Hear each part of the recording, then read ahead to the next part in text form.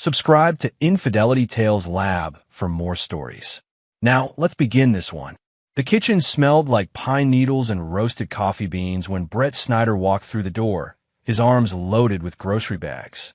Lyle, his 8-year-old son, sat at the counter doing homework, his pencil scratching against paper with the kind of focus Brett always admired. "Dad, what's 12 times 7? Lyle asked without looking up. "What do you think it is?" Brett set the bags down and began unpacking. Lyle scrunched his face. 84. Show me your work." The boy flipped his notebook around, revealing neat rows of addition. Brett nodded. "That's right. You didn't need me at all. I just wanted to make sure." Lyle grinned, that gap-toothed smile that made Brett's chest tight every time. Brett had met Carolyn Stevens 6 years ago at a community college where he taught evening welding classes. She'd been a single mother, working 2 jobs, struggling to make ends meet with a 2-year-old son. Their first conversation happened when she picked up Lyle from the campus daycare, and Brett was leaving his classroom. She dropped her keys, and he'd helped her gather her scattered belongings while Lyle watched with curious eyes. "You're the teacher," Lyle had said back then, pointing at Brett's name tag. "That's right, buddy. Can you teach my mom? She cries sometimes about money." The honesty of children. Carolyn had gone red, but Brett had just smiled and offered to help her apply for grants and scholarships. Coffee turned into dinner. Dinner turned into weekend trips to the park. Within a year, Brett had fallen completely in love with both of them. He never cared that Lyle wasn't biologically his. The boy's biological father, some guy named Rich Powers, had disappeared before Lyle was born, moved to another state, changed his number, wanted nothing to do with responsibility. When Brett proposed to Carolyn 3 years ago, he'd gotten down on one knee in front of both of them. "Lyle," he'd said, "I'm asking your mom to marry me, but I'm also asking if I can be your dad. Not just mom's husband, your actual dad. What do you think?" Lyle had launched himself into Brett's arms, and that was answer enough. The problem was Merle Stevens. Carolyn's mother had made her disapproval clear from day one. Brett came from nothing, a foster kid who'd aged out of the system, put himself through trade school, built a small but successful custom metalwork business. To Merle, who came from old money in Connecticut and married Bruce Stevens, a retired investment banker, Brett was beneath them. A charity case her daughter had settled for. "You could have done better," Merle had told Carolyn at their wedding reception, loud enough for others to hear. A real provider. Someone from a good family. Brett had ignored it then. He ignored it when Merle forgot to invite him to family gatherings. He ignored it when she bought Lyle expensive gifts with cards that said from Grandma and Grandpa, but whispered to the boy that your mother's side of the family provided everything nice he had. What he didn't ignore was teaching Lyle values. Hard work, honesty, standing up for what's right, being kind but not weak. "Dad," Lyle's voice pulled him back to the present. "Are we really going to Grandma Merle's for Christmas?" Brett paused. The edge in his son's voice wasn't lost on him. "Your mom wants us all together. Family tradition. Grandma doesn't like you." "What makes you say that?"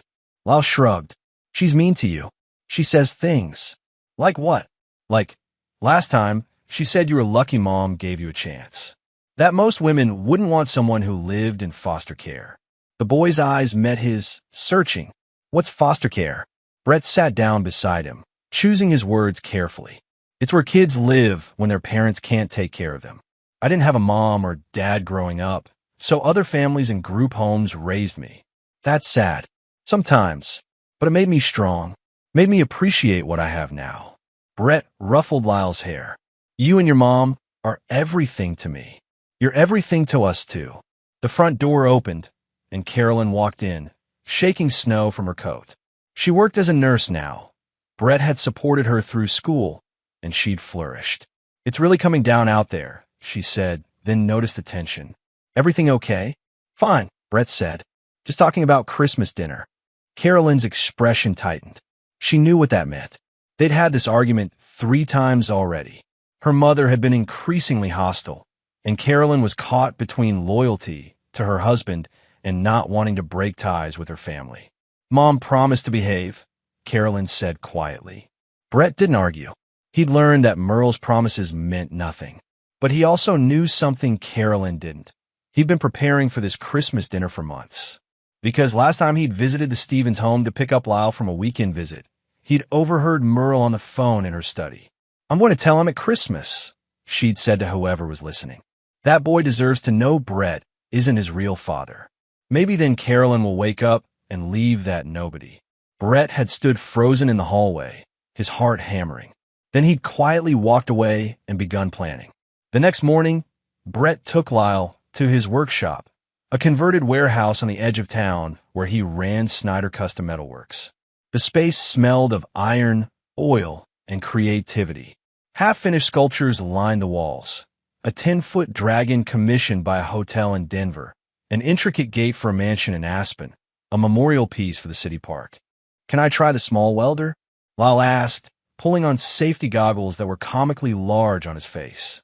"Not until you're 10, like we agreed. But you can sketch designs." While Lyle drew at the drafting table, Brett worked on his latest project, a custom fire pit for a client in Boulder. The physical work helped him think. He'd built this business from nothing, taking on small jobs at first, building a reputation for quality and artistry. Now he employed 6 people and had orders backed up for 8 months. His phone buzzed. A text from Connie Stevens, Carolyn's younger sister. Mom's on a warpath. Says she's tired of pretending Brett's family. Just a heads up for Christmas. Brett had always liked Connie. Unlike her mother, she'd welcomed him immediately, even stood up for him when Merle made her snide remarks. She was married to a guy named Sean Woods, a photographer, and they lived simply despite having access to the Stevens money. That fact alone drove Merle crazy. "Thanks for the warning," Brett texted back. "I'm ready." "What does that mean?" "You'll see." He pocketed the phone and looked over at Lyle, who was deep in concentration on his sketch. The boy had drawn a robot holding a heart. "Simple. Innocent. Perfect. That's great, buddy. Who's it for?" "You and Mom. Because you guys have big hearts." Brett's throat tightened. This was why he'd fight. Not for himself, but for this boy who saw the world with such pure eyes. Merle wanted to poison that with her bitterness and snobbery. Not on his watch. That afternoon, Brett drove to downtown Denver and parked outside a small office. Inside, a woman named Jody Blair waited, a private investigator he'd hired 2 months ago. She slid a folder across her desk. "Everything you asked for," Jody said.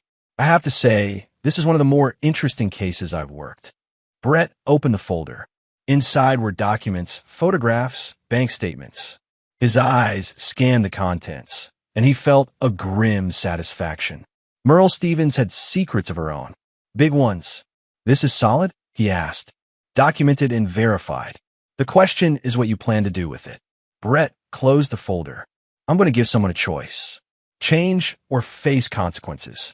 And if they don't change, then they'll learn that underestimating people from nowhere is a mistake." Christmas approached like a storm. Carolyn grew more anxious, trying to smooth over tensions that couldn't be smoothed. She'd call her mother, come back from the conversations looking exhausted. "She promises it'll be nice," Carolyn said one evening while wrapping presents. "I'm sure it will be," Brett lied. He wasn't worried about himself. He was worried about Lyle.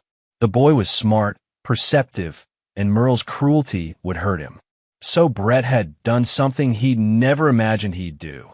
He prepared his 8-year-old son for battle. Not with anger or bitterness. With truth. "Lyle, come here a second," Brett had said 2 nights ago. They'd sat in the living room, the Christmas tree lights casting soft colors across the room. "I need to talk to you about something grown-up." The boy had climbed onto the couch, sensing the seriousness. "You know I'm not your biological father, right?" Lyle had nodded slowly. "Mom told me. She said my birth dad left before I was born. That you chose to be my dad." "That's right. And I did choose. Every single day, I choose to be your dad. There's no difference to me. There's no difference to me either." "Good. But here's the thing. Sometimes people don't understand that. Sometimes people think biology is more important than love. Grandma Merle is one of those people." Lyle's expression had darkened. "She's going to say something mean about it, isn't she?" "I think so. At Christmas dinner." "What should I do?" Brett had taken a breath. This was the moment. "You should tell the truth. But there's a specific truth I think Grandma Merle needs to hear. Something about her own family." He'd explained carefully, making sure Lyle understood. The boy had listened with wide eyes, then asked, "Is that really true?" "Every word. I have proof." "And you want me to say it?" "Only if you're comfortable. Only if she says something first. I would never ask you to be mean, Lyle. But standing up to bullies, even when they're family, that's important." Lyle had considered this seriously, the way he considered his math homework. Finally, he nodded. "Okay, Dad, I can do it." Now, as Christmas Eve turned into Christmas morning, as they loaded the car with presents and drove toward the Stevens mansion in Cherry Hills, Brett felt the weight of what was coming. Beside him, Carolyn hummed along to carols on the radio, oblivious. In the back seat, Lyle sat quietly, his small face reflected in the window. "You okay, buddy?" Brett asked, meeting his eyes in the rearview mirror. Lyle gave a small nod, then a smile. A brave smile. Brett's heart swelled with pride and protectiveness. Whatever happened today, they'd face it together. The Stevens house rose before them, a sprawling colonial with columns, perfectly manicured even in winter. Merle's Range Rover sat in the circular driveway next to Bruce's Mercedes. Connie and Sean's modest Honda looked out of place beside the luxury vehicles. As they walked to the door, Carolyn squeezed Brett's hand. "Thank you for doing this. I know Mom can be difficult." "Family's family," Brett said. "For now." Merle opened the door wearing a designer dress and a fake smile. "Carolyn, darling," and little Lyle, come in, come in." Her eyes barely acknowledged Brett. "Brett." "Merle. Merry Christmas." Inside, the house was a showpiece. Marble floors, crystal chandeliers, a Christmas tree that looked professionally decorated. Bruce Stevens sat in the living room reading the Wall Street Journal. Connie and Sean were in the kitchen helping with dinner preparations. "Uncle Sean." Lyle ran toward the kitchen, and Brett followed, leaving Carolyn with her mother. Connie pulled him aside while Lyle and Sean played with the camera. "You seem calm," she whispered. "I am. That worries me more than if you were nervous." Brett smiled. "Trust me." Dinner was set for 6 o'clock. The dining room table could seat 12, set with china that probably cost more than Brett's first car. Merle had positioned everyone strategically, she and Bruce at the heads, Carolyn and Brett on one side, Connie and Sean on the other, while at the corner near Merle. The meal started pleasantly enough. Bruce asked about Brett's business, and Brett answered politely, mentioning the Denver Hotel Commission. "How nice," Merle said, her tone suggesting it was anything but. "Manual labor must be so satisfying for you." "It is," Brett agreed. "Building things with your own hands, creating something permanent. Very satisfying. Not everyone can appreciate such simple pleasures," Merle continued. "Some of us prefer intellectual pursuits." Carolyn's fork clinked against her plate. "Mom, I'm just making conversation, dear." The tension built slowly, course by course. Merle made subtle digs about Brett's clothes, his truck, the fact that he didn't go to college. Each comment designed to diminish him in front of Lyle. Brett took it all calmly. He'd endured worse growing up in foster care. Merle's barbs were nothing. Then came dessert. Elaborate tiramisu. Merle served everyone personally, her movements precise. She'd been drinking wine steadily, and her filter was slipping. "Lyle," she said, placing a plate in front of the boy, "you're getting so big. 8 years old now." "Yes, Grandma. You look more like your mother every day." A pause. Nothing like Brett, of course. But that makes sense. The table went silent. Carolyn's face paled. "Mother, don't." Merle ignored her. "You should know the truth, Lyle. You're Stevens through and through. Your father," she gestured dismissively at Brett, "isn't your real father. You should ask your mother about that. You're different from them. You're one of us. An outsider to that life." The words hung in the air like poison. Lyle looked at his grandmother with his clear, 8-year-old eyes. Then he looked at Brett, who gave him the smallest nod. "I know Dad's not my biological father," Lyle said calmly. "Mom told me when I was 6. Dad told me too. We talked about it lots." Merle blinked, thrown off her script. Lyle continued, his voice steady. "Dad said biology doesn't make family. Love does. He chose to be my dad every day. That makes him more real than someone who just made me and left." "Well, that's..." Merle started. "And Grandma." Lyle's voice was still calm, but now it carried something else. The truth Brett had given him. Dad also told me about your real father. How Grandpa Bruce isn't her biological dad either. How your mom had an affair with the gardener. And that's why you look nothing like the man you call father, who's been dead 20 years. How you've been living a lie your whole life, pretending to be something you're not. The room exploded into chaos. Merle's face went white, then red. How dare, that's a lie. But Bruce was staring at his wife with a dawning horror. Merle, what is he talking about? Connie gasped. Is that true? Merle stood up, so fast her chair fell backward. Her eyes were wild, filled with tears and rage. You? She looked at Brett, who sat calmly, not a shred of triumph on his face. You did this. You poisoned my grandson against me. I told him the truth, Brett said quietly. The same truth you were about to tell him. That biology doesn't define us. That secrets don't stay buried forever. That people who live in glass houses shouldn't throw stones. Merle's mouth opened and closed. Then she turned and ran from the room, sobbing. They heard her bedroom door slam upstairs. Bruce stood slowly, his face ashen. Is this true? About Merle's father. Brett pulled out his phone, opened a folder, slid it across to Bruce. Birth certificate. DNA test results from 1968 that your father-in-law kept hidden. Letters from Merle's mother to the gardener, a man named Eddie Spears. I have a private investigator who can verify everything. Bruce stared at the documents, his hands shaking. Then he looked at Carolyn. Did you know about this? No. Carolyn looked shell-shocked. Brett, how did you? I knew she was going to pull this, Brett said. The cruelty toward Lyle. The constant degradation. I heard her on the phone planning this moment. So I did some digging. He looked at Bruce. Your wife has spent decades judging others for not being good enough when her entire identity is built on a lie. Her mother was a housemaid who married up and had an affair. Merle's been terrified someone would discover the truth. Connie was shaking her head in disbelief. That's why she's always been so obsessed with bloodlines and breeding. She's been overcompensating. Sean put his arm around his wife. This is insane. Lyle, who'd been quiet since his revelation, looked up at Brett. Did I do okay, Dad? Brett pulled his son close. You did perfect. I'm proud of you. But Grandma's crying. Sometimes the truth hurts, especially when you've been running from it your whole life. Bruce sat back down heavily. He looked at the documents, then at Brett. What do you want? I want Lyle to grow up knowing he's loved and worthy, regardless of DNA. I want my wife to not be caught between her mother's toxicity and her family. I want respect. Brett's voice was steel wrapped in velvet. Well, I don't want us to expose this publicly. That's up to you and Merle. You're blackmailing us? I'm giving you a choice. Merle can accept that family is about love, not bloodlines.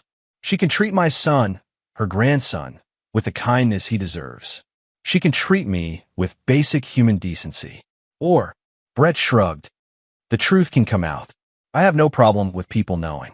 But I imagine she does. Bruce's jaw worked. You're not what I expected. No one from foster care ever is. Carolyn was crying now, and Connie moved to comfort her. The Christmas dinner had imploded spectacularly, but Brett felt no guilt. He protected his son. That was all that mattered. The aftermath of Christmas dinner rippled through the following days.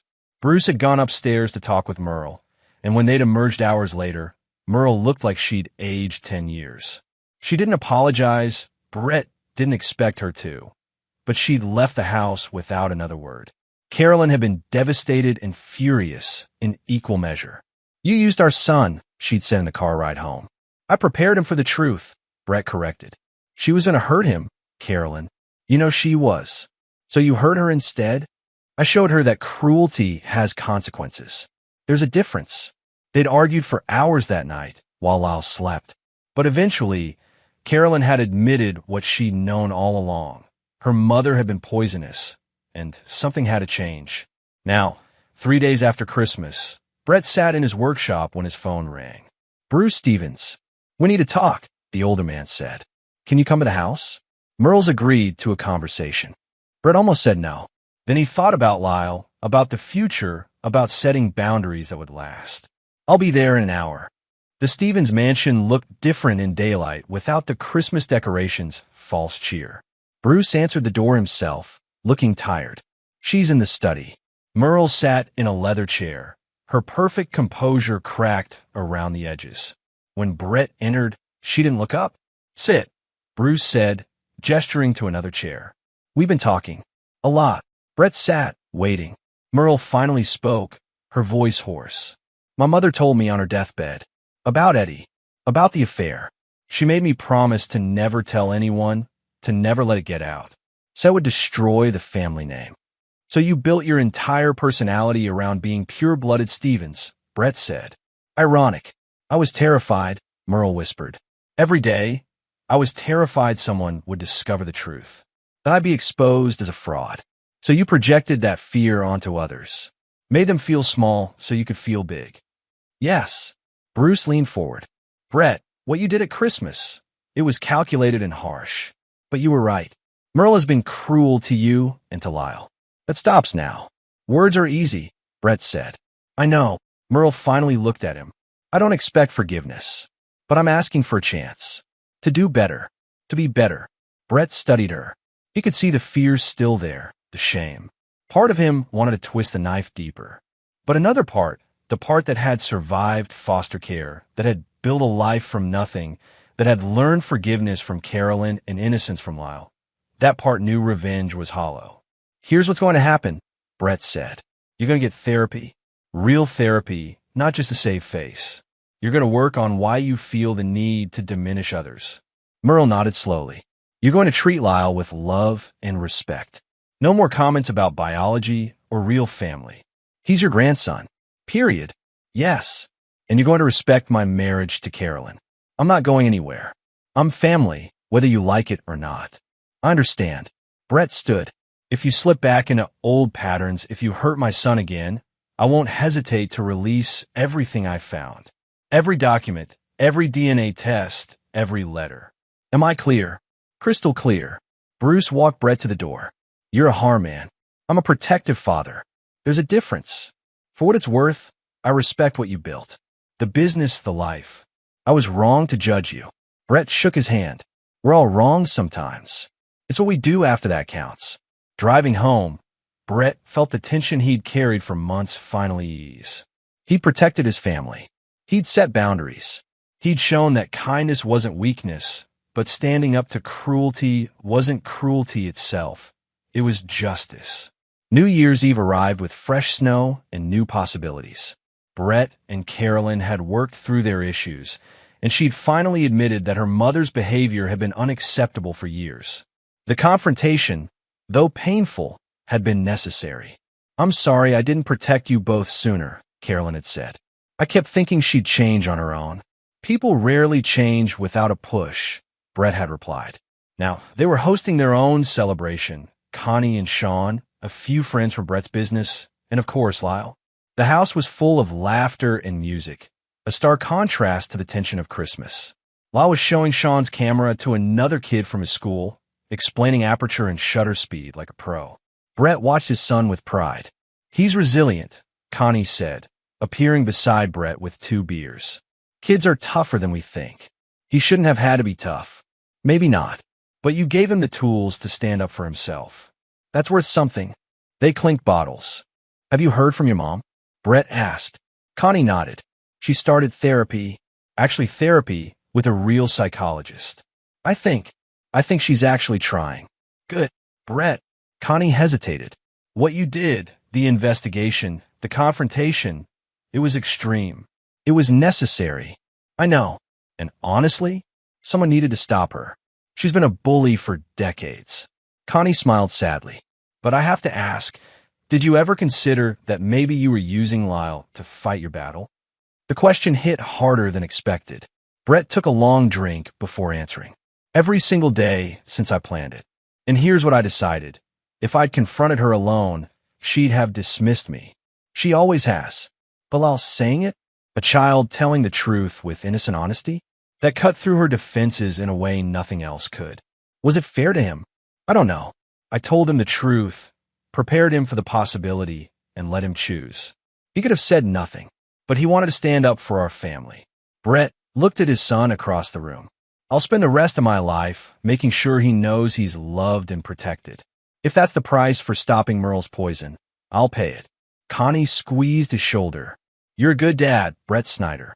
As midnight approached, they gathered in the living room. The TV showed the ball drop in Times Square, but Brett was watching his family, Carolyn laughing with friends, while making everyone count down in silly voices, the warmth and love filling their modest home. 10, 9, 8. Brett thought about the year ending. The battles fought, the truths revealed, the boundaries set. 5, 4, 3. He thought about Merle and her mansion, facing her own demons finally. About Bruce discovering his wife's secrets. About Carolyn free from her mother's manipulation. 2, 1. Happy New Year. Confetti flew. People cheered. Lyle launched himself at Brett and Carolyn, hugging them both. Best year ever, the boy declared. Carolyn kissed Brett softly. New beginnings. New beginnings, he agreed. January brought cold clarity. Merle called on the 5th, asking if she could take Lyle to lunch. Just the two of them. Carolyn had looked at Brett. What do you think? I think we asked Lyle. They had, and surprisingly, Lyle had agreed. She's still my grandma, he'd said with the wisdom of someone far older. Maybe she needs another chance. So Brett had driven Lyle to a restaurant downtown and watched from his truck as Merle met them outside.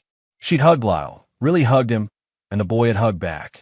When Brett picked him up 2 hours later, Lyle was quiet in the car. How was it? Weird. She cried a lot. Said she was sorry for being mean. Asked me about school and my friends. Lyle paused. She asked about you too. What did you tell her? That you're the best dad in the world. That you teach me stuff and play with me and help Mom when no one else would. Lyle looked at Brett. She said she was wrong about you. That she was scared and mean because of her own problems. What did you say? I said everyone makes mistakes. That's what you always tell me. But you have to fix them and do better. Brett pulled over, his eyes suddenly wet. He looked at this incredible 8-year-old who'd been through so much and somehow remained kind. You're right. That's exactly right. Are you crying, Dad? Little bit. It's okay. You told me crying doesn't make you weak. Brett laughed and pulled his son into a hug. When did you get so smart? I learned from you. Over the following weeks, something remarkable happened. Merle actually followed through. She attended therapy weekly. She called before visiting instead of showing up unannounced. She asked about Brett's business and seemed genuinely interested in his answers. At a family dinner in late January, at Brett and Carolyn's house this time, Merle brought a gift. A photo album. I made this, she said, handing it to Lyle. Pictures of your mom growing up and pictures of you. All the moments I should have cherished instead of criticizing. Inside were photos spanning decades. Young Carolyn, older Carolyn, Lyle as a baby, Lyle and Brett together. And on the last page, a new photo, Christmas dinner, right before everything exploded. The whole family around the table. Merle had written underneath, family isn't about perfection. It's about love, forgiveness, and second chances. Thank you, Grandma, Lyle said, hugging her. Merle looked at Brett over the boy's shoulder. Her eyes were red, but she smiled. Thank you for not giving up on us. Brett nodded. He'd won, but not through destruction, through truth, boundaries, and yes, a little calculated exposure. But ultimately, he'd won by being exactly what Merle had claimed he couldn't be, a good father, a strong man, and someone worthy of respect. Spring arrived with renewal.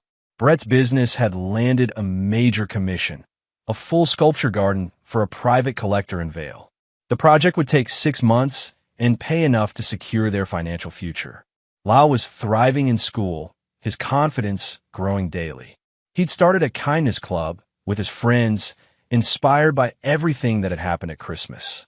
We're going to make sure no kid feels left out, he explained to Brett, because everyone deserves to feel like they belong. Carolyn had been promoted to head nurse at her hospital. She'd also started setting firmer boundaries with her mother, not cutting her off, but making it clear that Brett and Lyle came first. I should have done this years ago, she'd admitted. I was so afraid of losing my family that I almost lost the family I built. Merle continued her therapy and had even started volunteering at a foster youth organization.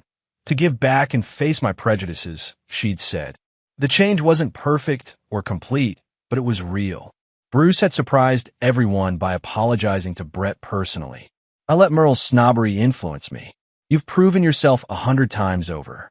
I'd be proud to call you son." The words had meant more than Brett expected. One Saturday in April, Brett took Lyle to the workshop to work on a special project, a metal sculpture of a family tree, with each member's name welded into the branches. "Who should we put on it?" Lyle asked. "Everyone who matters. Mom Yumi, Grandma and Grandpa Stevens, Aunt Connie and Uncle Sean." Brett paused. "Even Grandma Merle. She's trying. What about my birth dad, Rich Powers?" The question surprised Brett. They didn't talk about Rich often. "Do you want him on it?" Lyle thought carefully. "No, he's just biology. You're my dad because you chose me. That's more important." Brett's chest tightened. "You're wise beyond your years, kid. I learned from the best." They worked together, cutting and welding, building something permanent and beautiful. As the sculpture took shape, Brett reflected on the journey. He'd come from nothing. Foster care, no family, no advantages. He'd built himself up through hard work and determination. When he'd met Carolyn and Lyle, he'd found a family he'd always wanted. Merle had tried to destroy that with her cruelty and snobbery. She'd weaponized biology, class, and shame. But Brett had fought back, not with violence or destruction, but with truth and strategy. He'd exposed her hypocrisy, set firm boundaries, and protected his son. The victory wasn't in Merle's tears or embarrassment. It was in Lyle's confidence, in Carolyn's liberation from manipulation, in the family they'd built together, surviving stronger than before. "Dad!" Lyle's voice interrupted his thoughts. "What are you smiling about?" "Just thinking about how lucky I am. Because of us. Because of us." They finished the sculpture as the sun set, casting long shadows across the workshop. The metal tree gleamed, each name shining bright. "It's perfect," Lyle declared. "Almost," Brett said. He picked up the welding torch one more time and carefully added one more element to the base. The words, "Chosen family is real family." Lyle read it and grinned. "Can we put this in our yard?" "Absolutely." That night, they installed the sculpture in the front yard of their modest home. Neighbors came out to admire it. Carolyn cried happy tears. Even Merle, who'd been invited over, stood quietly studying it. "It's beautiful," she finally said. "The craftsmanship is remarkable." "Thank you," Brett said. She looked at the inscription at the base. "Chosen family is real family." She met his eyes. "You've taught me that. The hard way, but you taught me." "We all learned something," Brett said. "That's what matters." As everyone dispersed and the stars came out, Brett and Lyle sat on the porch steps, looking at their creation. "Dad, if you could go back and change things, would you?" Brett considered this. "The pain? The confrontation? Your grandmother's cruelty?" "Yeah." "No," Brett said honestly. "Because it led us here, to this moment, this family, this understanding. Sometimes you have to fight for what you love. And sometimes the fight is messy and hard. But it's worth it." "I think so too." They sat in comfortable silence, father and son, watching the metal tree catch the moonlight. In the distance, they could hear Carolyn singing in the kitchen, preparing dinner. Brett Snyder had come from nothing and built everything. He'd faced down snobbery and cruelty with intelligence and strength. He'd protected his family, set boundaries, and emerged victorious, not through destruction, but through truth. And in the end, that was the greatest revenge of all, living well, loving fiercely, and proving that worth isn't inherited, it's earned. The sculpture stood as a testament to that truth, a permanent reminder that family is built, not born. That love is chosen, not given. That a man from foster care with nothing but determination and heart could create something beautiful and lasting. As they headed inside for dinner, Lyle grabbed Brett's hand. "I'm glad you're my dad. I'm glad you're my son." And really, that said everything that needed to be said. And there you have it. Another story comes to an end. What did you think? I'd love to hear your thoughts in the comments below. If you enjoy this story, consider joining our community by subscribing. It means the world to us. For more stories like this one, check out the recommended videos on screen. And I'll see you there. Welcome back to another episode of Infidelity Tales Lab. We're thankful for your continued viewership. Before we begin, Tell us, where in the world are you watching from? We love knowing our global reach. Now, let's dive into today's story. Chapter 1. Smoke and Mirrors. Nolan Voss had always been underestimated. At 38, with his wiry build and quiet demeanor, people tended to mistake his calculation for weakness. He remembered the first time he'd met Veronica Harding at that gallery opening in Boston 5 years ago. She called him refreshingly understated compared to the hedge fund managers competing for her attention. What he'd initially taken as appreciation for his subtlety, he later recognized as dismissal. The house on Oakwood Drive was uncomfortably quiet as Nolan pretended to examine quarterly projections for his security consultation firm. In reality, he was studying his wife's expressions as she tapped away at her phone, a half-smile playing on her lips. Their marriage had been cooling for months, but it was the little things that convinced him something more sinister was brewing. Hushed phone conversations that abruptly ended when he entered rooms, unexplained withdrawals from their joint account, and that peculiar insurance policy she'd insisted they take out 3 months ago. "The plumber's coming tomorrow about that gas smell in the basement," Veronica announced, not bothering to look up from her phone. "Try to be out of the house. You know how you get with these service people, all suspicious and hovering." "Can't," Nolan replied. "I've got the Henderson proposal to finish. Deadline's tomorrow." A lie. The proposal had been submitted last week. Veronica's fingers paused over her phone screen. "Seriously? You can't give me one afternoon without your paranoia?" "It's not paranoia when they've screwed us over before. Remember the electrician who fixed our wiring and nearly burned the house down? Another fabrication. There had never been an electrician." She sighed dramatically. "Fine. Do what you want. Just stay out of his way."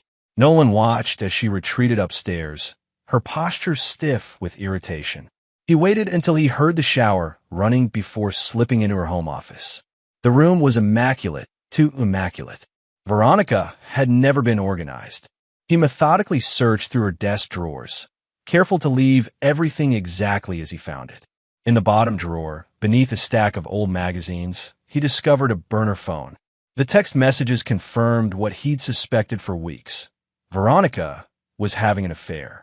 But what chilled him was the conversation from 3 days ago. "Insurance is set. Just need to make it look accidental. Gas leak is cleanest. You sure he won't suspect? Nolan? Please." The man's completely oblivious. "He trusts me completely." Nolan replaced everything exactly as he'd found it, his mind racing but his hands steady. He'd built his reputation on crisis management and threat assessment. Now he would need every bit of that expertise to survive his own marriage. When Veronica emerged from the shower, Nolan was back on the couch, spreadsheets spread before him, his face a perfect mask of concentration. "I'm going to sleep," she announced. "Don't stay up too late. Just finishing this section," he murmured without looking up. As her footsteps receded upstairs, Nolan opened his laptop and began researching the plumbing company schedule for tomorrow's appointment. Dominic Rafferty owned Rafferty Plumbing and Heating. Former military. 2 prior arrests for assault. Charges dropped. License legitimate, but several customer complaints buried in public records. Nolan's phone buzzed with a text from his brother Theo. "Still on for fishing this weekend?" He replied, "Change of plans. Need to talk. Emergency." The pieces were falling into place. Tomorrow he would face the man his wife had hired to kill him. But Nolan Voss had never been one to walk into a trap unprepared. Chapter 2. The Unassuming Target. Nolan met his brother Theo at a diner 15 miles outside of town at 6 a.m. Despite their physical similarities, both with the same sharp features and storm gray eyes, Theo had always been the more imposing presence. A former Marine turned private security specialist, Theo's hulking frame dwarfed the booth they occupied. "You look like shit," Theo observed, sliding a coffee across the table. "Veronica is trying to kill me," Nolan replied without preamble. To his credit, Theo didn't laugh or dismiss him. Instead, he set down his mug and asked, "Evidence?" Nolan showed him photos he'd taken of the text messages, the insurance policy, the withdrawals. He explained about the plumber scheduled for later that day. "You need to call the cops," Theo said firmly. "And tell them what? That I illegally accessed my wife's burner phone? That I have suspicions about a plumber who hasn't done anything yet?" Nolan shook his head. I need concrete proof. I need to catch them in the act. That's how people end up dead and all. I'm not walking into this blind. Nolan slid a USB drive across the table. Everything I've found is backed up here. If something happens to me, it goes straight to Detective Laurel Mendez. Remember her from the Parkman case last year? She owes me a favor.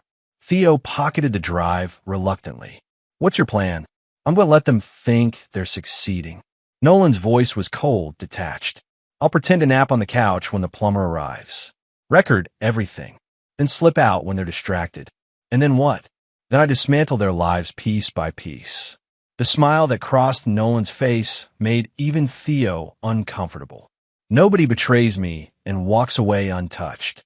Across town, Veronica Voss was meeting Dominic Rafferty at a roadside motel. At 42, Dominic had the weathered good looks of someone who'd lived hard but aged well. The tattoos covering his forearms told stories of military service and prison stints he rarely discussed. I don't like this, he said, pacing the cramped room. Murder's a whole different level. Veronica reclined on the bed, her tailored business attire incongruous against the dingy bedspread. It's not murder. It's solving a problem. She twisted the wedding band on her finger. Nolan's company is about to land a government contract worth millions. With the prenup gone after 5 years of marriage and that insurance policy, we'd have everything we need to disappear. And if something goes wrong, nothing will go wrong if you follow the plan. Gas leaks happen in old houses like ours all the time. She rose and pressed herself against him. One day of discomfort for a lifetime of freedom. Isn't that worth it?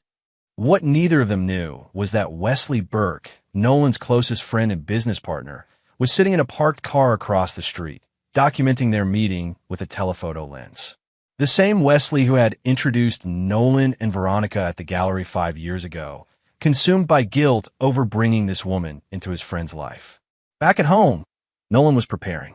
He placed nearly invisible motion sensors at key points throughout the house. He installed microscopic audio recorders in the living room and basement. He prepared an overnight bag and stashed it in a compartment beneath the back porch. Then he settled in to wait for the trap to spring. Chapter 3. The Sprung Trap. At precisely 1:15 p.m., the doorbell rang. Nolan watched from the upstairs window as Dominic Rafferty climbed out of a white van emblazoned with Rafferty Plumbing and Heating. He looked exactly like his license photo, tall, muscular, with a close-cropped beard and the confident posture of someone used to physical confrontation. Veronica answered the door, her voice carrying up the stairs. Mr. Rafferty, thank you for coming on such short notice. Happy to help, Mrs. Voss. Where's this gas smell you mentioned? Basement. But first, let me check if my husband is still working. He can be difficult with service people. Nolan quickly moved to the master bedroom, mussed the sheets, then made his way downstairs to the living room couch. He arranged himself in a convincing sleeping position, eyes nearly closed but allowing a sliver of vision. His phone was recording in his pocket. Veronica appeared in the doorway, studied him for a moment, then returned to the foyer where Rafferty waited. He's asleep on the couch, she said, voice lowered. Perfect timing. Follow me. As they descended to the basement, Nolan silently rose and positioned himself near the basement door, listening. The gas line is over here, Veronica was saying. I've already loosened the connection like you showed me, but I need you to make it look professional. Something that would pass inspection after they find him. And you're sure he won't wake up? Rafferty's voice echoed off the basement walls. I crushed a sleeping pill into his lunch. He'll be out for hours. Nolan smiled grimly. He'd noticed the bitter aftertaste in his sandwich and had quietly disposed of most of it after taking a few bites for show. Once you're done, Veronica continued, we leave separately. I'll go shopping, establish an alibi. When I come home, I'll find him unresponsive from the gas and call 911. By then it'll be too late. My payment, half now, half when the insurance pays out. $100,000 each installment. And if something goes wrong, nothing will go wrong if you do your job right. Her voice hardened. Don't worry about the noise. My husband's useless, sleeps all day. Just make sure that gas leak looks like an accident after you leave. Nolan had heard enough. He silently slipped to the back door, retrieving his pre-packed bag from beneath the porch. As he made his way across the backyard to the gate, he texted Theo, plan in motion. Meet at location B. He then called Detective Laurel Mendez directly. Voss. Been a while. Her voice was guarded, but professional. I need your help. Laurel. My wife is trying to kill me. 40 minutes later, Nolan watched from Theo's car as police cruisers surrounded his house. He provided Detective Mendez with the recordings, the insurance documents, and the text messages Wesley had forwarded from his surveillance. They waited until Veronica emerged from the basement with Rafferty, both looking satisfied with their work. The moment the police announced themselves, the color drained from her face. Nolan stepped out of the car and approached as officers handcuffed both Veronica and Dominic. What's happening? Veronica demanded, her voice pitched high with feigned confusion. Nolan, thank God you're all right. There's been a terrible misunderstanding. Detective Mendez cut her off. Mrs. Voss, we have you on audio conspiring to murder your husband via gas leak. We've also secured the tampered gas line as evidence. That's absurd. I would never. She spotted Nolan walking toward them and forced tears to her eyes. Nolan, tell them. Tell them I would never hurt you. Nolan stood before her, his expression calm as he delivered the lines he'd rehearsed. My mother-in-law was making me a lunch, but then...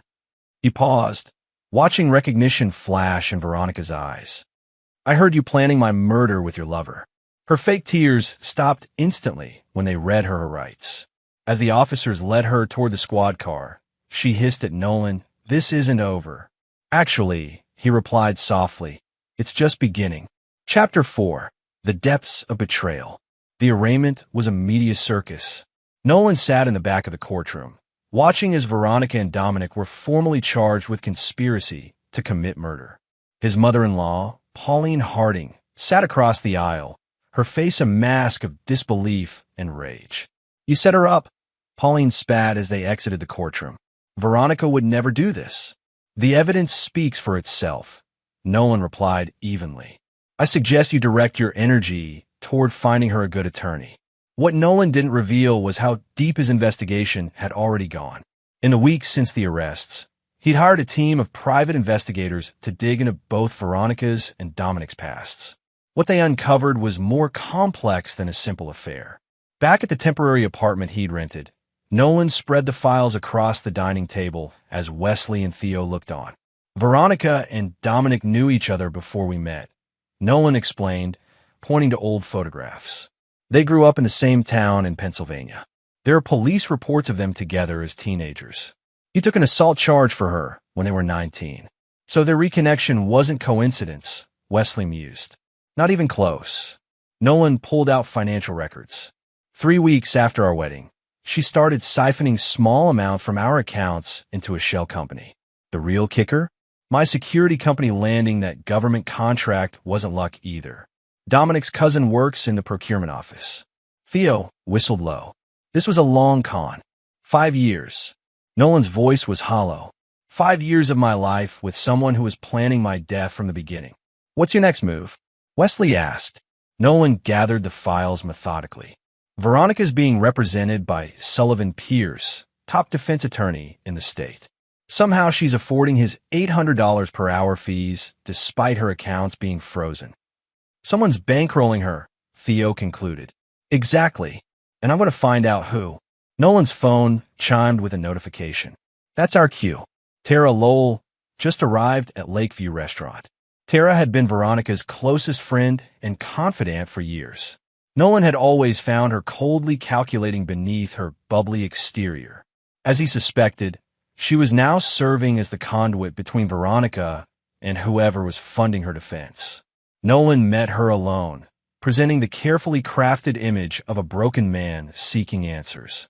I just need to understand why, he said, his voice deliberately unsteady as they sat at a corner table. 5 years together. Was any of it real? Tara studied him, sympathy and calculation warring in her expression. Veronica loved you in her way, Nolan.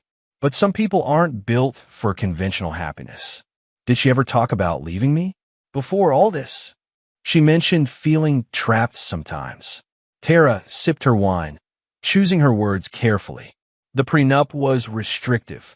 So this was about money? Nolan pressed, letting his voice crack slightly. Isn't it always? Tara's smile didn't reach her eyes. Look, Veronica made mistakes, serious ones. But she's still my friend. I'm standing by her. Even if she murdered me, would you have attended my funeral, Tara? She set down her glass. I should go. As she gathered her purse, Nolan reached for her hand. I'm sorry. That was unfair. I'm just lost. If you speak to her, tell her I'm willing to talk. About a settlement, about dropping charges, anything to understand why. The desperation in his voice was perfectly calibrated, and he saw Tara's moment of calculation. She was weighing whether he could be manipulated. I'll let her know, she finally said. What Tara didn't notice was the microscopic tracker Nolan had transferred to her purse when he'd reached for her hand. As he watched her drive away, Wesley's voice came through his earpiece from the surveillance van. She bought it. Heading east on Parker Street now. Stay with her, Nolan instructed, and call Laurel. I want everything legally admissible. Within 3 hours, they had their answer. Tara led them straight to Gregory Harding, Veronica's uncle and Pauline's brother. The wealthy real estate developer had always despised Nolan, considering him beneath his niece. Now, they had proof he was funding Veronica's defense and coordinating her strategy from outside. It's bigger than we thought, Detective Mendez told Nolan later that evening. Gregory Harding's financials are intertwined with half a dozen shell companies similar to the one Veronica was feeding. We're looking at a potential money laundering operation spanning years. Using my marriage as cover, Nolan concluded. Potentially, Laurel hesitated. We need more evidence to bring charges against Gregory. Right now, paying for his niece's attorney isn't illegal. What do you need? Access to his financial records, communications with Veronica prior to her arrest, anything linking him to the murder plot. Nolan's expression hardened. Give me 2 days. Chapter 5. The Architect's Design. Gregory Harding's estate sprawled across 5 acres of prime Massachusetts coastline. The mansion, with its perfectly manicured grounds and private beach access, screamed old money and privilege. Precisely the image Gregory had cultivated despite having built his fortune through methods that rarely withstood scrutiny. Nolan had never been invited inside during his marriage to Veronica. Now, he stood in Gregory's wood-paneled study under very different circumstances. You have remarkable nerve showing up here, Gregory said, not bothering to rise from behind his massive desk. At 62, he maintained the fitness of a man 20 years younger, his silver hair perfectly coiffed, his tailored suit immaculate. I thought it was time we spoke directly, Nolan replied. No intermediaries. About why you orchestrated a 5-year con ending with my murder. Gregory's laugh was dismissive. Your paranoia is embarrassing, Nolan. Veronica made a terrible mistake getting involved with that plumber, but suggesting I orchestrated anything is absurd. Then explain why your name appears on the incorporation documents for Meridian Holdings. The shell company Veronica was feeding with my money since week 3 of our marriage. The flicker in Gregory's eyes was almost imperceptible. I have investments in dozens of companies. My financial advisors handle the details. And I suppose they also handled the 7 phone calls between you and Dominic Rafferty in the week before he was scheduled to kill me. This time, Gregory couldn't hide his surprise. You're bluffing. Nolan placed a folder on the desk. Phone records don't lie. Neither do the offshore accounts you've been using to move money between your development projects and certain government officials. The FBI finds that kind of thing fascinating. What do you want? Gregory's voice had lost its condescending edge. I want to know why. Was I just a convenient path to my company's government contracts? Or was there something personal? Gregory stood slowly, pouring himself a whiskey without offering one to Nolan. Your security firm was a bonus, not the objective. The reality is much simpler. You were never going to be family. Veronica needed someone pliant, someone who would adore her enough to miss the warning signs. You fit the profile. And the murder plot, an unfortunate escalation. The original plan was divorce after accessing your company's government contracts. Veronica grew impatient. With your encouragement, Gregory shrugged. Time is money, and she always was impressionable. Nolan nodded slowly, processing the cold calculation of it all. You should know I recorded this entire conversation and obtained access to this meeting legally with your secretary's documented permission. For the first time, genuine alarm crossed Gregory's features. You're wearing a wire? Welcome to the 21st century, Gregory. Everything's digital now. Nolan gestured to the innocent-looking pen in his breast pocket. Detective Mendez sends her regards. She'll be arriving with a warrant shortly. As if on cue, sirens became audible in the distance. Gregory's face contorted with rage. You think this changes anything? People like me don't go to prison, Nolan. We own the system you're trying to use against me. Perhaps. Nolan moved toward the door. But I've learned it's not about the system. It's about leverage. And right now, I have all of it. Within an hour, Gregory Harding was being escorted from his mansion in handcuffs, charged with conspiracy to commit murder, money laundering, and wire fraud. The case against Veronica and Dominic strengthened exponentially with Gregory's involvement documented. That evening, Nolan sat alone in his temporary apartment, staring at the wedding photo he still hadn't discarded. 5 years of his life dedicated to a woman who had never loved him, orchestrated by a man who had seen him as nothing more than a stepping stone. His phone rang, Theo checking in. They're all in custody, Nolan said flatly. Gregory, Veronica, Dominic, even Tara for accessory after the fact. That should feel like a win, Theo observed when Nolan didn't continue. It's not enough. What more could you want? They're facing serious prison time. Nolan set down the photo. They took 5 years of my life, Theo. They invaded my home, my business, my bed, all while planning my death. Prison isn't enough. Nolan, Theo's voice carried a warning. You've won. Don't cross lines you can't uncross. But Nolan had already begun formulating the next phase of his plan. Legal justice would never be sufficient for what they had done. True retribution required something more personalized. I'll call you tomorrow, he said, ending the call before Theo could argue further. He opened his laptop and began composing emails to specific contacts, people whose services fell into murky ethical and legal territories. People who could help him ensure that even if his betrayers eventually walked free, they would find nothing of their previous lives remaining. Chapter 6. The Price of Blood. The trial date was set for March, 4 months away. In the interim, Nolan methodically reclaimed control of his life while setting the stage for his comprehensive retribution. His first target was Gregory Harding's empire. Through Wesley's connections in financial journalism, Nolan arranged for a thorough expose of Gregory's business practices to be published in the Wall Street Journal. The article detailed questionable land acquisitions, environmental violations, and testimonies from former employees about coercive practices. While none of these allegations alone would destroy Gregory, they created sufficient smoke to prompt multiple regulatory investigations. Within weeks, Gregory's investors began pulling out. Partners distanced themselves. The Harding name, once synonymous with prestige in Massachusetts real estate, became toxic. Pauline Harding confronted Nolan outside the courthouse after a preliminary hearing. You've destroyed my brother's reputation based on lies, she hissed. I've done nothing but ensure the truth reaches the public, Nolan replied calmly. The destruction is entirely self-inflicted. This vendetta won't bring you peace, Nolan. Peace was never my objective, Pauline. For Dominic Rafferty, Nolan's approach was more direct. Using his security firm's connections with military contractors, he ensured that every detail of Dominic's dishonorable discharge, information previously sealed, became widely available. The reason for that discharge, selling military equipment on the black market, was particularly damning.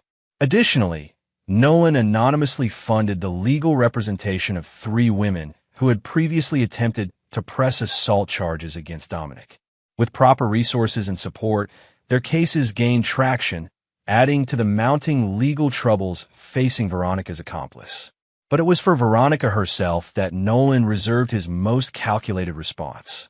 Rather than attacking her directly, he systematically dismantled the world she hoped to return to if she ever escaped conviction. He sold their house, donating most of the furniture to veterans organizations. He dissolved their joint investments, using his half to establish a foundation supporting victims of domestic violence. He even adopted the cat she'd insisted on but rarely cared for, giving it to an elderly neighbor who showered it with affection. Most significantly, he gathered every photograph, letter, and memento from their 5 years together and held a ceremonial burning, inviting close friends to witness his symbolic rebirth. The event was covered by local media, positioning Nolan as a sympathetic figure taking healthy steps toward recovery, further isolating Veronica in public perception. "You're becoming obsessed," Theo warned over dinner 6 weeks into Nolan's campaign. "This isn't healing, it's festering." "I'm perfectly healthy," Nolan insisted, methodically cutting his steak. "I'm exercising daily, sleeping well, and my company is thriving. The government contract came through despite Gregory's attempts to sabotage it." "That's not what I mean, and you know it." Theo leaned forward. "You're channeling every ounce of energy into destroying them. What happens when there's nothing left to destroy? Then I'll know it's finished. And then what? You build a life on the ashes of revenge." Nolan set down his utensils. "They stole 5 years from me, Theo. 5 years of building a life with someone who was plotting my death. What would you have me do? Forgive and forget? No, but there's a difference between justice and obsession. One heals, the other consumes." The conversation was interrupted by Nolan's phone. "Detective Mendez, Veronica's requesting a meeting," she said without preamble. "Says she has information you'd want to hear before the trial." "What kind of information?" "She wouldn't say. Insists on speaking with you directly. No attorneys present." Nolan considered this. "When?" "Tomorrow. Supervised visit at the detention center." After ending the call, he looked at Theo. "Veronica wants to meet." "It's a manipulation," Theo said immediately. "She knows the case against her is solid. She's looking for any angle to improve her situation. Precisely why I'm going. I want to see what she thinks she can use against me now." The following afternoon, Nolan sat across from Veronica in the detention center's visitation room. 3 months of incarceration had dulled her normally immaculate appearance. Her blonde hair lacked its usual luster, and without makeup, the fine lines around her eyes were more pronounced. "Thank you for coming," she said, her voice softer than he remembered. "Detective Mendez said you have information for me. Always straight to business." A ghost of her former smile appeared. "That's what I initially found attractive about you. No games, no pretense. Unlike your approach to our entire relationship." She accepted the barb with a slight nod. "I deserve that.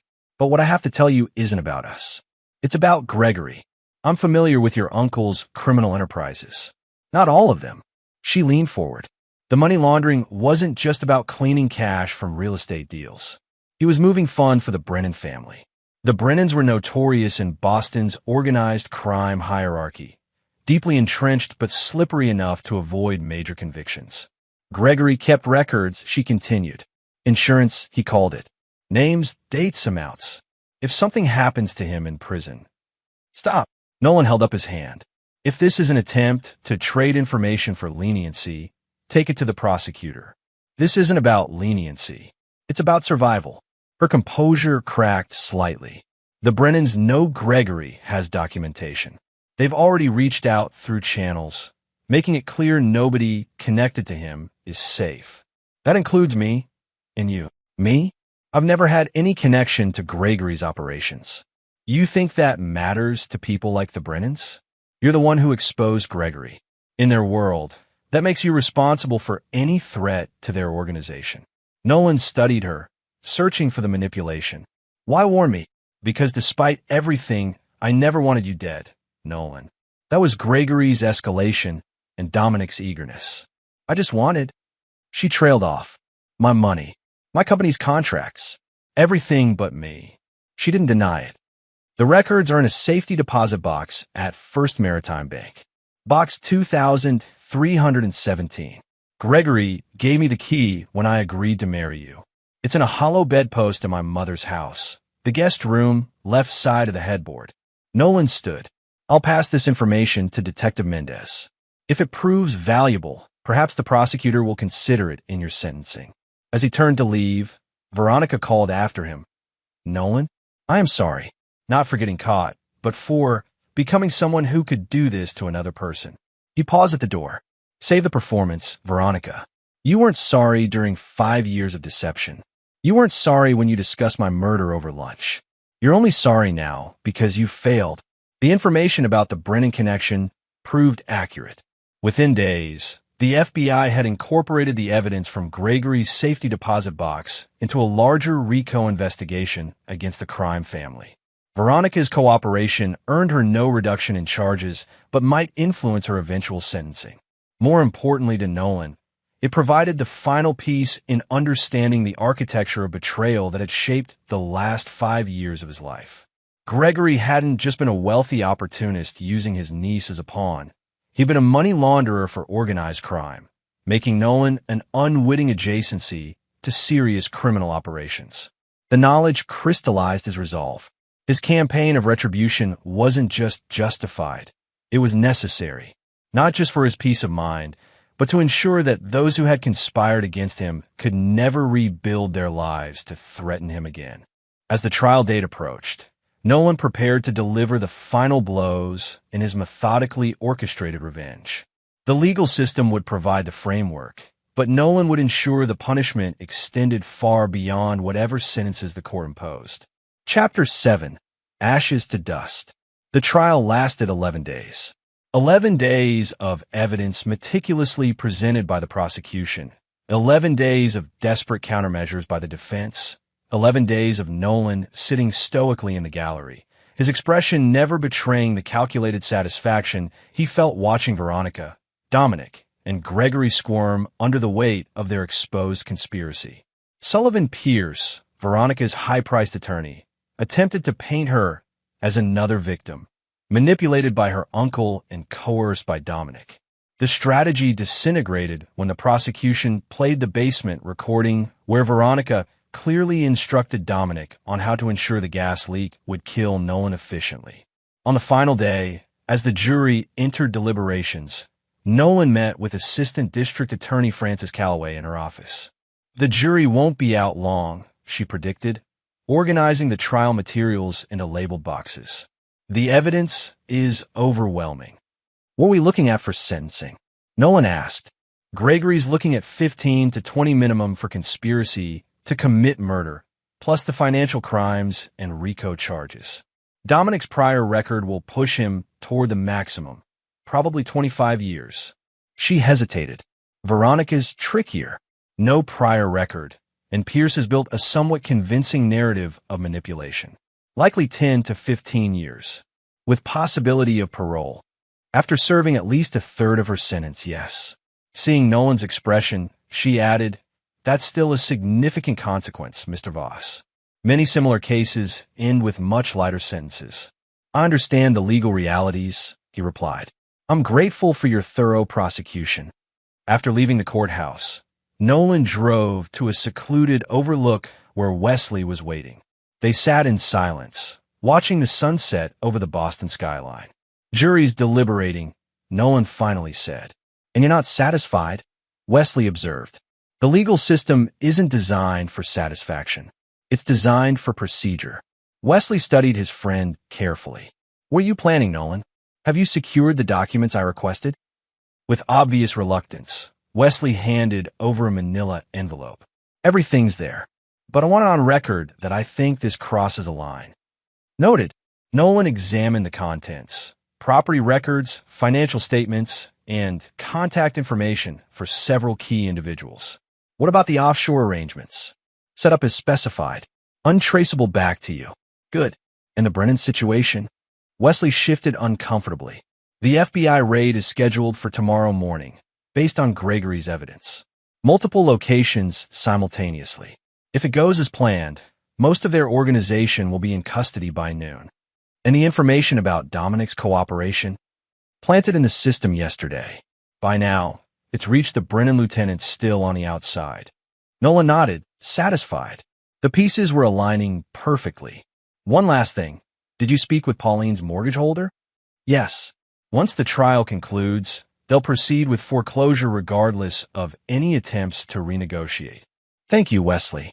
I know this isn't comfortable for you." You saved my business and my reputation when everyone else abandoned me, Wesley replied.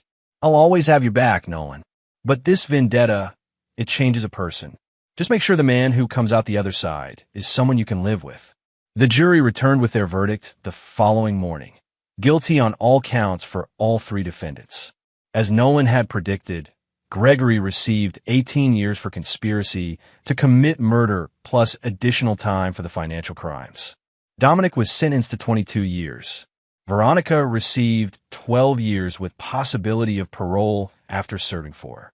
While the courtroom emptied, Nolan remained seated, watching as the 3 people who had conspired to end his life were led away in handcuffs. Veronica looked back once, her expression unreadable. Nolan met her gaze steadily, allowing himself a single, slight nod. Acknowledgement, not forgiveness. Outside, reporters clamored for his statement. He delivered a carefully rehearsed response about gratitude for the justice system and his intention to move forward with his life. What he didn't mention was that his definition of moving forward included ensuring his betrayers had nothing to return to when if they ever regained their freedom. By that evening, the dominoes he'd arranged began to fall. News broke of the massive FBI operation against the Brennan crime family, with multiple arrests and seizures of property and assets. Buried in the coverage was a brief mention that authorities had been aided by information from Dominic Rafferty, currently beginning his prison sentence. Within the prison system, that information would be a death sentence. Dominic would spend his entire incarceration in protective custody, isolated, constantly watchful, never safe. The planted evidence wasn't even true, but it would accomplish Nolan's purpose regardless. For Gregory, the reckoning came in the form of financial annihilation.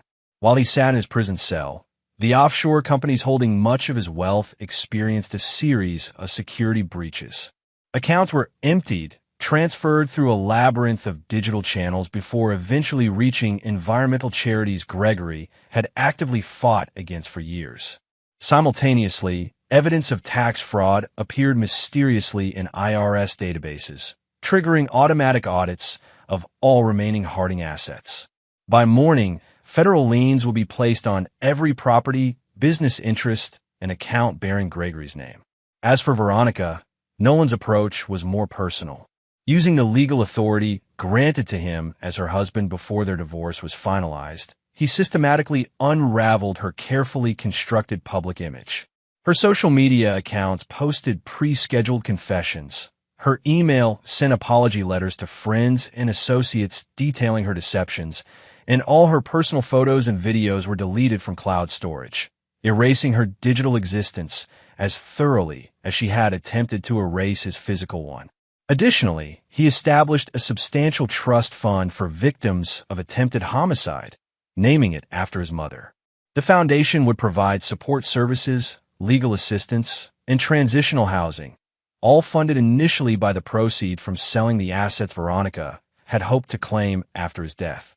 The next morning, as Nolan prepared for a meeting with his company's board to discuss expansion plans, Detective Mendez called.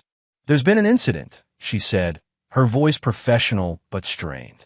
"Dominic Rafferty was attacked in the prison yard this morning. He's in critical condition." "I thought he'd be in protective custody," Nolan replied, careful to keep his tone neutral. "He was scheduled for transfer. Someone leaked the transport details." She paused. "I'm calling because there are rumors about the attack being connected to information about him cooperating against the Brennans. Information that wasn't accurate, as I recall from our conversations." "That's right." Another pause. "These rumors, they appeared very suddenly in very specific channels." Nolan understood what she was really asking. "That's concerning. I hope the authorities find whoever was responsible for spreading misinformation." "Mr. Voss." "Nolan, I understand the desire for justice. More than most. But there are lines that, once crossed, change who we are." "I appreciate your concern, Detective. Was there anything else?" The silence stretched for several seconds before she responded. "No, nothing else."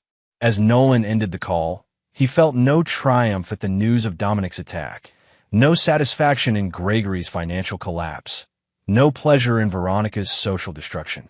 What he felt was the cool certainty that actions had consequences, that betrayal extracted its own unique price, and that he had been the instrument of that cosmic accounting.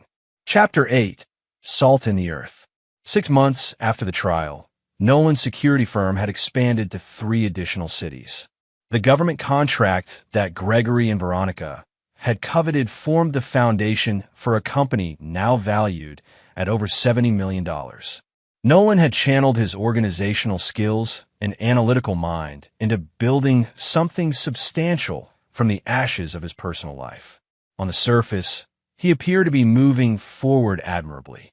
He'd purchased a new home in a different neighborhood, established new routines, even begun casually dating again, though he maintained strict emotional boundaries that none of his companions had yet penetrated. Below that carefully constructed normalcy, however, Nolan continued monitoring the aftermath of his retribution with methodical precision.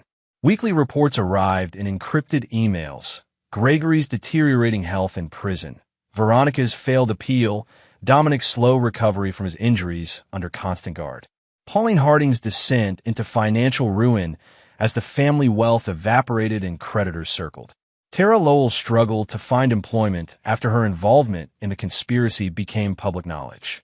He kept these updates in a secure digital folder labeled Closure, a reminder that justice was ongoing, not a single moment of verdict or sentencing.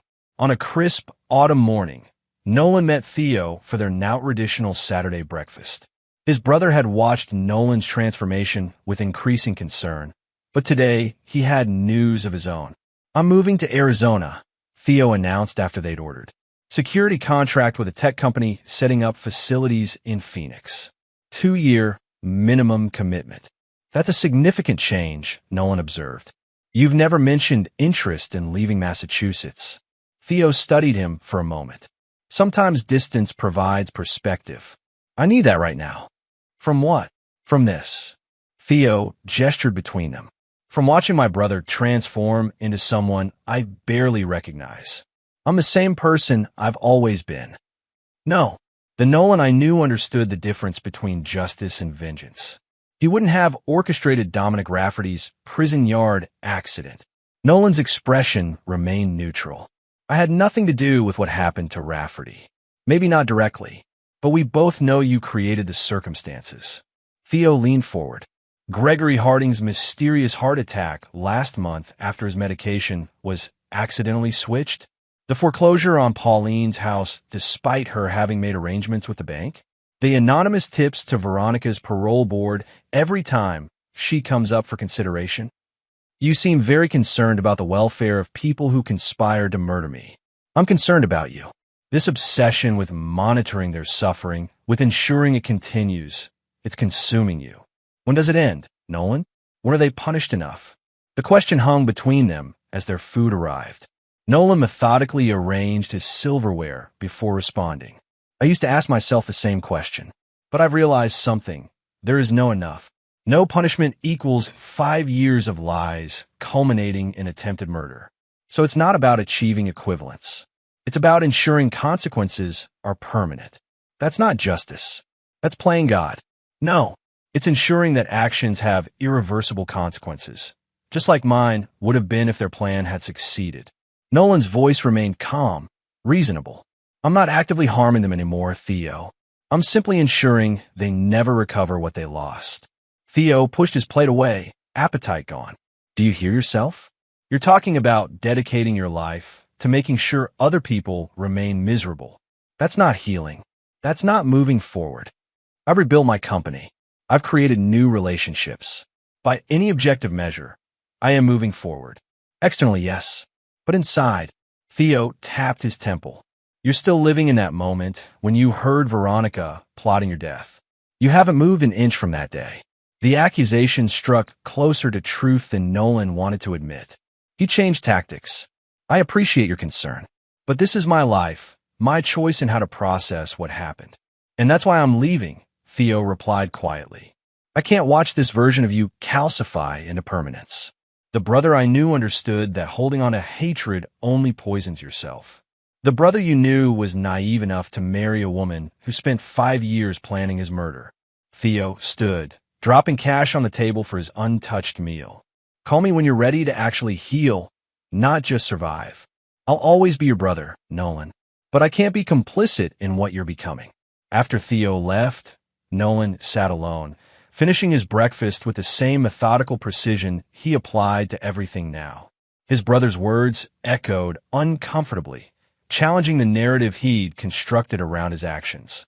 Later that evening, he found himself parked outside the state correctional facility where Veronica was serving her sentence. He hadn't planned to come here, had actively avoided being anywhere near this place since the trial. Yet somehow, Theo's departure had triggered something unexpected, a need to confront the source of his transformation. He didn't go inside, didn't request a visit. Instead, he sat watching the imposing walls, trying to identify the emotion churning beneath his carefully maintained control. It wasn't satisfaction or vindication, not even anger anymore. It was something hollower, more persistent. His phone chimed with an incoming email, the weekly update on his betrayer's circumstances. Instead of opening it immediately as he usually did, he hesitated, Theo's words replaying in his mind. You're still living in that moment when you heard Veronica plotting your death. You haven't moved an inch from that day. With a deliberate movement, he moved the email to a folder without reading it. Then he started the car and drove away from the prison, with no destination in mind, but a growing certainty that something needed to change. Not his resolve regarding those who had betrayed him, that remained unaltered, but perhaps the space they occupied in his daily thoughts. The energy he dedicated to monitoring their suffering could be redirected toward something more constructive than mere surveillance of their downfall. As he drove through the night, Nolan began formulating a new approach, one that would cement his retribution while freeing him from the need to actively maintain it. A final reckoning that would allow him to truly move forward while ensuring they never could. Chapter 9. Salt the Earth. Winter descended on Boston with particular ferocity that year. 3 major snowstorms had paralyzed the city in December alone, creating a hushed landscape that mirrored Nolan's increasingly contemplative state. In the months since Theo's departure for Arizona, Nolan had methodically restructured his relationship with revenge. He'd stopped reading the weekly reports, instructing his investigators to continue monitoring, but to contact him only if something required his direct attention. He'd established automated systems to maintain the financial and legal pressures on the Harding family assets. And he'd finally filed for divorce, ending his legal connection to Veronica after nearly a year of deliberate delay. Today would mark the final phase of his recalibrated approach. As he buttoned his overcoat against the biting cold, Nolan reviewed his schedule for what he'd come to think of as his closure day. First stop, the attorney's office to sign the finalized divorce papers. Veronica had finally agreed to his terms, relinquishing all claims to any assets acquired during their marriage, accepting lifetime restraining orders, and acknowledging extensive financial penalties should she ever attempt to contact him or speak publicly about their relationship after her eventual release. She's getting nothing but her freedom when she's paroled, his attorney confirmed as Nolan signed the last document. And even that will be heavily restricted by these terms. Has she been notified of the finalization? The prison will deliver the paperwork today. His next appointment took him to the memorial garden he'd established in honor of other survivors of attempted homicide by intimate partners. The foundation he'd created now provided support services in 3 states, with plans to expand nationally.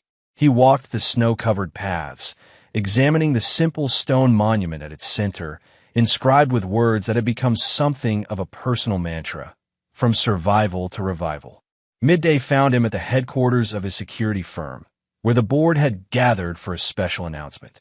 Nolan stood before them, projecting the confidence that had become his trademark in business settings. Effective immediately, I'm stepping down as CEO, he announced, surprising everyone except Wesley, who had been briefed the previous evening. I'll maintain my position on the board, but will be transitioning to a new role as head of our nonprofit division, focusing on security solutions for vulnerable populations. The questions came rapidly. Why now? Who would replace him? Was this related to his personal trauma? Nolan addressed them with practiced calm, explaining that the company's successful expansion provided the perfect opportunity for new leadership while allowing him to channel his expertise into meaningful social impact. What he didn't share was the private recognition that had prompted this decision, that his obsession with monitoring his betrayer's suffering had begun to mirror their fixation on destroying him. That symmetry troubled him in ways he couldn't fully articulate but knew he needed to break. His final stop for the day brought him back to the state correctional facility, this time with purpose. He had arranged a supervised meeting with Veronica, their first since the brief encounter before the trial, over a year ago. She entered the visitation room with visible surprise. The prison environment had continued its transformation of her appearance. Thinner, paler, her once meticulous grooming simplified by institutional limitations. Yet she carried herself with the same poised calculation he recognized from their marriage. "I didn't expect to see you again," she said as she sat across from him. "Today seemed appropriate. The divorce is finalized." She nodded. "So I've been informed. You've stripped away everything." "Not everything. You still have your life, which is more than you plan to leave me. Is that why you're here? One final opportunity to underscore your victory." Nolan studied her, searching for any hint of genuine remorse. Finding none, he proceeded with his prepared statement. "I'm here to inform you personally that I've established certain permanent arrangements. First, I've created a trust that will systematically challenge any parole application you file. The trust has sufficient funding to continue this process for 50 years. Her expression tightened, vindictive to the end. "Second, I've transferred the majority of my assets to foundations and secured holding companies that can never be accessed by you or any Harding family member, regardless of legal maneuvering.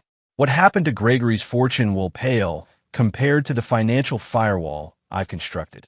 "You've made your point, Nolan. You've won. This isn't about winning." He leaned forward slightly.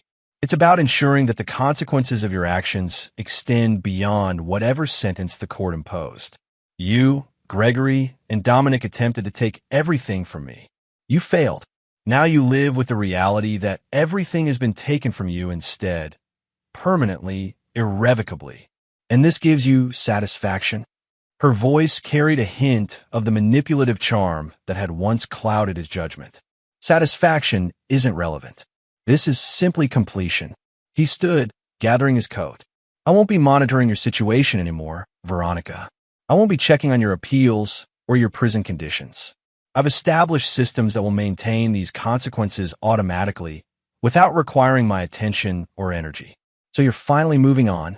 There was something almost like relief in her tone. "No." His voice was quiet but absolute. "I've already moved on. This is merely confirming that you never will." As he turned to leave, she called after him. "You know, you became exactly what Gregory said you would eventually reveal yourself to be: cold, calculating, ruthless. Maybe we weren't so different after all." Nolan paused at the door. "The difference is that I never would have conspired to murder someone for financial gain. Whatever I've become was forged in the fire you created." Outside, snow was falling again, softening the harsh lines of the prison complex. Nolan stood for a moment, breathing in the crisp winter air, feeling a subtle shift within himself. Not freedom from the past, but perhaps a recalibration of its weight. His phone rang. Theo, calling from Arizona. "I heard about the changes at the company," his brother said when Nolan answered. "Wesley mentioned you're moving into nonprofit work. It seemed time for a change in focus." "And the other situation? The monitoring, the reports?" Nolan watched the snowflakes swirling in the wind. "Ended. Not the consequences. Those remain permanent. But my active involvement in maintaining them." Theo was silent for a moment. "That's a start. It's more than that. It's a recognition that revenge can become its own prison. Coming from you, that's practically philosophical enlightenment," Theo said, a hint of their old connection warming his voice. "Don't mistake me," Nolan cautioned. "I haven't forgiven them. I never will. But I've established systems that ensure they face permanent consequences without requiring my ongoing attention. I'm reallocating my energy, not abandoning my principles." Still, Theo hesitated. "It's movement in a healthier direction." As they continued talking, Nolan walked to his car, brushing snow from the windshield. In the distance, he could see the lights of Boston glimmering through the winter haze, the city where he'd built his life, lost it, and now was reconstructing something different in its place. What emerged from the ashes of betrayal wasn't the man he'd been before. That person had died the moment he heard Veronica plotting with Dominic. But neither was it the coldly obsessive avenger he'd temporarily become. This version of Nolan Voss carried the hard-earned wisdom that trust must be allocated as carefully as capital, that justice required active maintenance, and that moving forward didn't necessitate forgetting. He had salted the earth of his betrayers' futures, ensuring nothing would ever grow from the ruins of their conspiracy. Now, having secured that permanent desolation, he could turn his attention to cultivating his own new landscape, one built with the protective fortifications his experience had taught him were essential, but not defined solely by their presence. The snow continued falling as he drove away from the prison for the final time, leaving behind both Veronica and the version of himself that had existed primarily as a response to her betrayal. What lay ahead remained uncharted, but for the first time since that afternoon on his couch, pretending to nap while hearing his murder being planned, Nolan felt something approaching genuine curiosity about what his future might hold. Not forgiveness. Never that.